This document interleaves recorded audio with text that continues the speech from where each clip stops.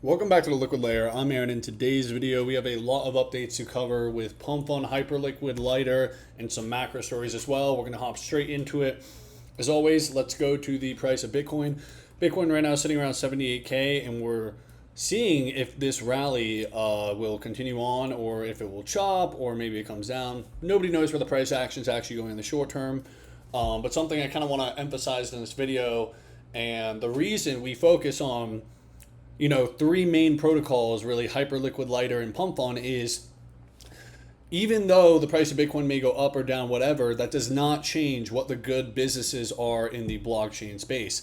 And three of the best businesses in the blockchain space that we talk a lot about on the channel are Hyperliquid, Lighter, and PumpFun. So we got a lot of stories for those three today. But if you look at the price of them, PumpFun's coming down, cooling off from the rally. This is pretty expected. I really like PumpFun. I think all dips are gifts on PumpFun, not financial advice, and Lighter as well. Lighter's looking really good, looking solid. Hyperliquid, once again, I think it's probably going to end up, we'll see what happens, but looking really, really good after that run up from all the Trump hype and everything. As we look at the macro, the S&P 500 is having a green day.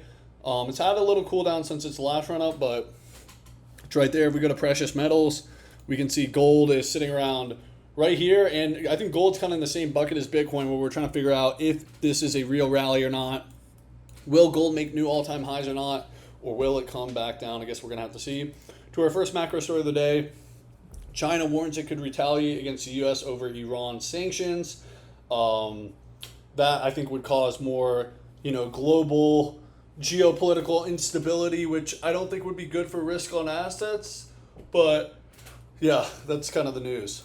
Next story. President Trump says Canada charges U.S. farmers 400% tariffs. So this is another statistic coming from Trump. I have not confirmed that this is actually accurate or not, but this is the headline from Watch a Guru. So interesting stuff going on with tariffs and sanctions in the macro. Now to our first story today, take a look at this from Eric. There's actually a guy on Lighter right now with a $176 million Bitcoin long. Now, the reason why I'm covering this in today's video is to illustrate, and the same reason Eric made this quote tweet, is to show off that, yes, you can actually go onto the Lighter protocol and trade with size. Now, I know not all pairs have the same liquidity, and the liquidity on Hyperliquid is definitely better on Hyperliquid right now, but the Lighter protocol does have whales trading on it, and this is more evidence of it. To the next story, take a look at this. I need to watch this full interview. I haven't had the chance to watch it. I'm probably going to watch it today. And maybe after I'm done watching it, I'll kind of go through it, and in tomorrow's video, pinpoint some of the important parts of this. But Trevor from the Lighter team went on the Roll Up podcast, and Trevor is basically BD, as you can see right here, investor relations at Lighter.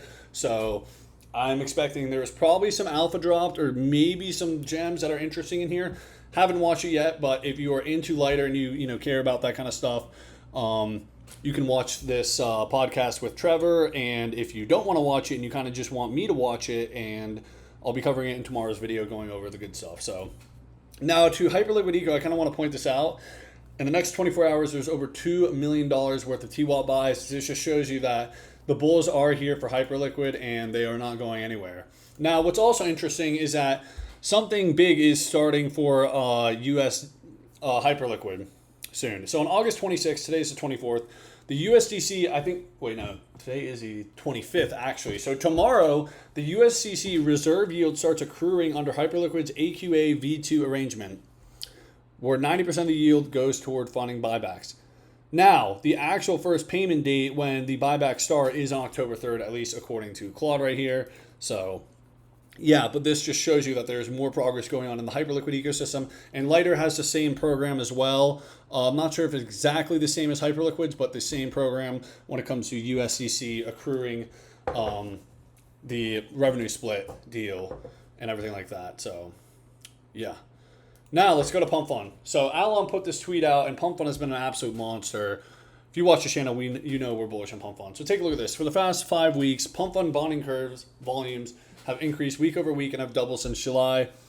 July 13th, almost 500 million. July 20th, over 500 million. July 27th, over 650 million. August 3rd, over 750 million. August 10th, over 800 million. August 17th, over 900 million. So, I think this shows you, and as Alan says, if data could talk, it would say that we're so back. This kind of shows you that the bull market is back, and the more volume that's on PumpFun, I think indicates how good the crypto market's doing. I think PumpFun is direct beta on, it's basically leverage on the PumpFun. I meant on the crypto ecosystem. If crypto's doing really well, PumpFun will be doing really well. And PumpFun still does well, still makes a gross amount of money even during a bear market. So I'm not even going to say PumpFun isn't doing well in a bear market because they're still making millions of dollars each day. So it just shows you how much of a monster the protocol is. Now I want to go over this. The CEO of PumpFun put out this this newsletter, I think a day ago, kind of going over some of the stats. This is going to be pretty quick. I'm going to do a quick run through. I'm not going to go super deep into it, but protocol fees from the bonding curve, PumpSwap, and Terminal totaled $12.48 million for the week of August 17th to 23, up 16% week over week, and the best revenue week since late January for the second week running. Wednesday did $2 million, the best single revenue day since late January. Over the past 7 days, $6 million in pump tokens were bought back and burned. 1.75B pump, including the first 1 mil plus buyback day since late April. Total buybacks and burns crossed 16% of the total supply this week. I think this is the big highlight. Buybacks and burns crossed 16% of the total supply. This is absolutely huge. Okay, now PumpFun mobile app, new all-time highs in daily active traders every single day this week, capped by a record Sunday. Cross-chain fees were cut to just 0.1% as cross-chain trading volume on the app keeps setting all-time highs. P&L got an upgrade, call-out rewards, quality of life. Launchpad plus ecosystem, 266,000 new coins launched this week. Launchpad bonding curve volume, almost $1 billion. PumpSwap volume, over $2.5 billion. Combined, over $3.5 billion this week, up 25% week over week. Okay, now Terminal did over 135 M in volume last week, up about 9% over this week. 35,000 wallets traded on Terminal this week, up 23% week over week. So I think really what this is illustrating is A, crypto sentiment's getting better. More people are coming back on chain and trading meme coins and other shit. B, PumpFun is cooking and things are looking really good for PumpFun. I think this is one of these where we're just gonna have to ride it out. I think PumpFun, Lighter, and Hyperliquid will be 3 of the best crypto assets in performance in this next decade. But we'll see what happens.